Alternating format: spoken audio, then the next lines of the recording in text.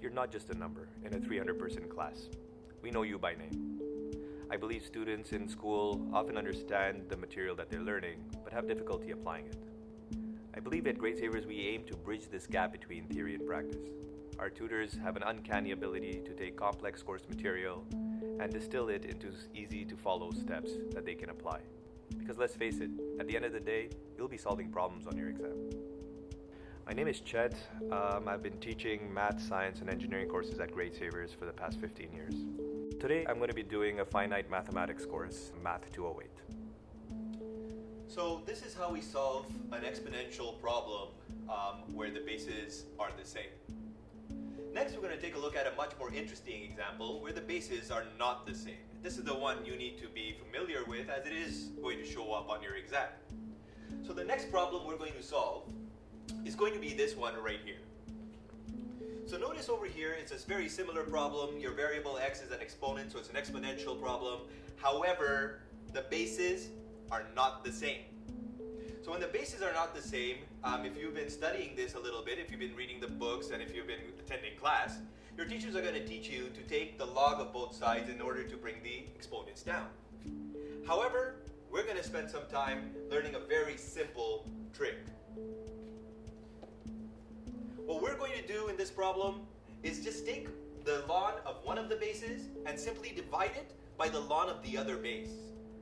And then we're going to apply the Zoro sign we learned earlier for logs to kill the lns. Let's take a look at how this will work. Our first base was 1296 and our second base was 1 over 6. If we work this out in our calculator, if I punch in ln of 1296 divided by ln of 1 over 6, what's going to happen is going to spit out -4. Now we're going to use the Zoro sign to get a relationship between our two bases. Let's take a look at how this works. So if I go back and start solving this problem using the newly acquired trick that we have, we can go ln of 1296 divided by ln of 1 over 6. And we saw that if we did this in our calculator, it spit out -4.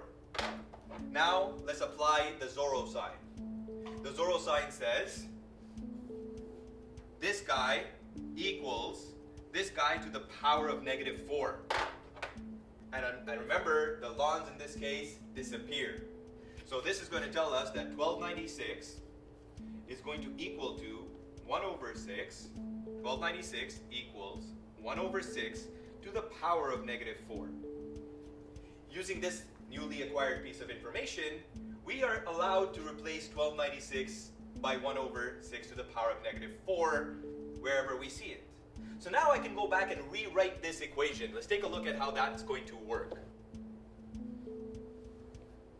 So if we do this, I'm going to rewrite this. The first part, of course, is going to stay the same.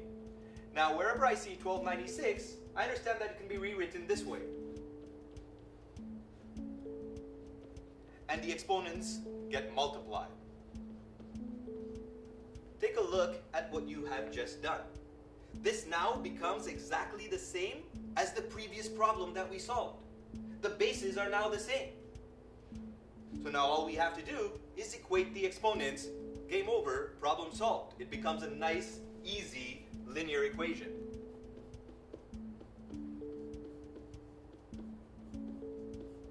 Distribute the -4 in. So you get -12 plus 16x. And now isolate x. Bring the 12 over, it becomes +12. So 1 and 12 give us 13. Bring the x over, so 16 minus x gives us 15x. And our final answer is 13 over 15. And there you have it. How do you know what number to put on top and which to put on the bottom when applying the trick? So the beauty about this method is that it doesn't matter. You can put any number you want on top or on the bottom. I prefer taking the bigger numbers on top and the smaller one on the bottom, but you can easily reverse these. Let's take a look. Let me just start this off for you so you get an idea of what it is that I'm saying. If we repeated this problem and simply put 1 over 6 on top and 1296 on the bottom, our calculator will spit out a slightly different result.